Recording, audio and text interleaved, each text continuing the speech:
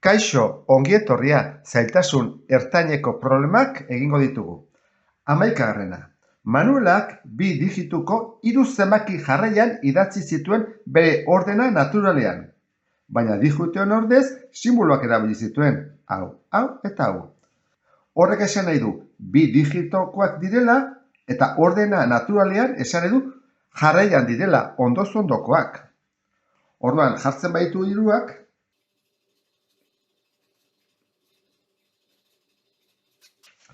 hemendik honera zer gertatu da? Biak aldatu direla. Orduan, aldatzeko honek derrigorrez izan behar du 9 bat 10ekoa aldatzeko. Orduan, hau da 9 bat. Eta orduan hau zer da? 0 bat. Eta hau, bat. Ondorioz, hau bat baldin bada, hau da bat. Hau izango da 20, 21, eta hurrengoa ze izango litzateke 22. Beraz, C, bihotzak 2 balio duelako. 12. Buztinlariak 3 tamaina desberdineko azuleju karratuekin alikatuta dagoen patio bat dute. Karratu txikienek 80 zentimetroko perimetroa dute. Irudian ikusten den bezala, suge bat dago patioan. Hemen daude begiak, hau da sugea. Zein da sugearen luzera? Datuak atea behar ditugu. Esaten du denak karratuak direla. Horrek esan nahi du lau aldeak berdinak dituztela. Bestetik esaten du karratu txikienak 80 zentimetroko perimetroa duela. Horren egin beharko dugu 80 lau zatitan eta gelditzen zaigu 20koa. 20, 20, 20 eta 20 adibidez hau. Hau izango zeteke 20, hau da 20, eta hemendik ere da 20. Gero, hau jakin beharko genuke, baina ez dakigu, baina hau atea ez dakigu. Nola? Behitu hemen, 20, 20 eta 20. Orduan zenbat ditugu? Hau da 60. Baina karratua da. Horrek esan du, hau baldin bada 60, hau ere dela 60. Jarrai dezagun. Etorriko gera honera?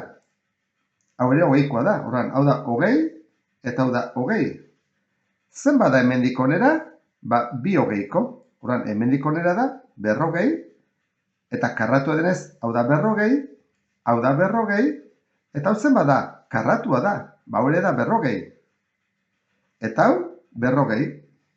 Hasiko gera handiekin, zenbat 60ko ditugu? 2 aldiz 60. 40koak 1, 2, 3, 4, 5. 5 aldiz 40. Eta 20koak 1, 2, 3, 4, 5. 5 aldiz 20. 2 aldiz 60 da 120. 5 aldiz 40 da 200. 5 aldiz 20 da 100. Eta dena batuta 220. Beraz, hau da erantzuna.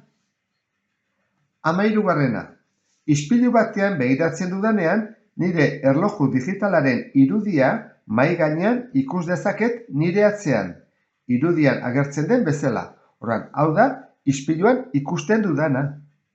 Zer irudi ikusiko dut 30 minutu geroago ispiluan begiratzen dudanean? Orduan, lehenengo jakin badut, ze ordu den hau? Ispiluak zer egiten du?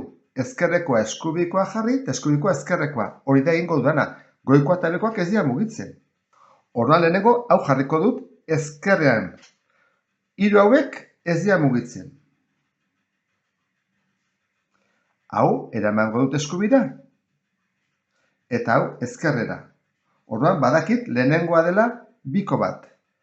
Hau eramango dut eskubira. Orduan izango da 21. 2 puntu. Hurrengo hau da. Badakit 3 hauek ez direla mugitzen. Hau ezkerrea. Hau eskubira. Eta hau honea. Beraz, izango dira 9 eta 51 minutu. Esan digute 30 minutu geroago. Orduan, batutzen badiot 30 minutu, izango nuke. Hemen bat, 5 gehi 8, 80 minutu. 80 minutu dira ordu bat eta 20 minutu. Horra hemen jartzen dut biko bat, eta honera ekartzen dut ordu bat. Orduan ditut 22. Orain hau pasa behar dut hauetako batera.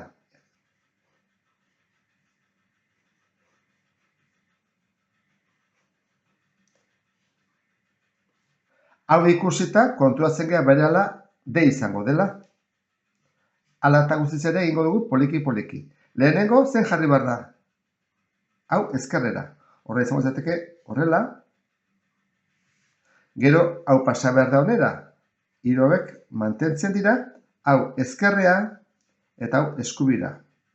Itxu hartzen da, ezta? Hurrengo hiruak, hau ezkerrea, hau eskubira, eta azkeneko hiruak, hau ezkerrea eta eskubira. Ondorioz, D da. 14. Zein da katean falta den zenbakiaren digituen batura? Orduan, batu behar ditugu digituak. Lehenengo jakin behar dugu ze zenbaki den. Hasten gara, 14, 104, 140, 140. 23, 203, 230. Kontuatu zerala uste dut, irunak adijoaztela. Iru, hemen beste iru, eta hemen beste iru. Diferentzia zer da? Zeroa lekuz mugitu dugula. Hemen da 0,14, hau da bat 0,4, eta hau bat 4,0.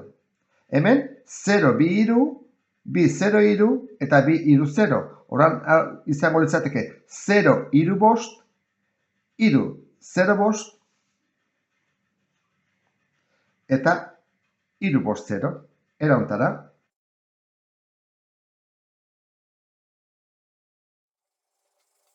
Gurea hau da. Zer egin behar dugu? Batu behar ditugu digituak.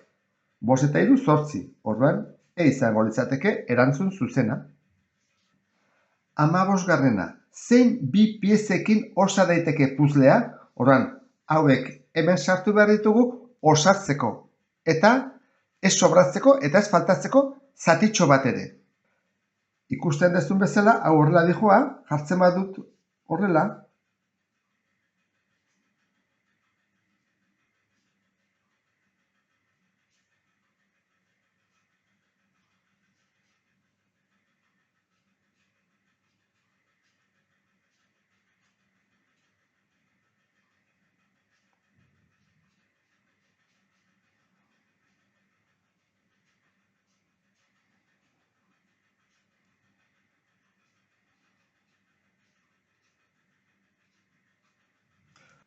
Pieza bat izango litzateke era hontara, ezta? Horrela baldin bagoaz, hirugarrena ezin dugu jarri zatitxo honengatik, begira. Hau pintatua dago. Hau sobratu egiten da. Orduan derrigorrez bigarrena izango da. Orduan margotuko dut.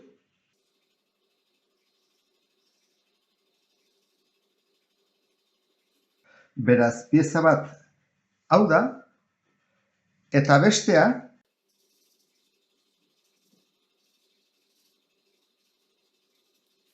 izango litzateke laugarrena. Ondorioz, erantzun zuzena D da. Horrela amaituko genituzke 5 problema ertainekin. Ondo izan eta beste bat arte. Agur!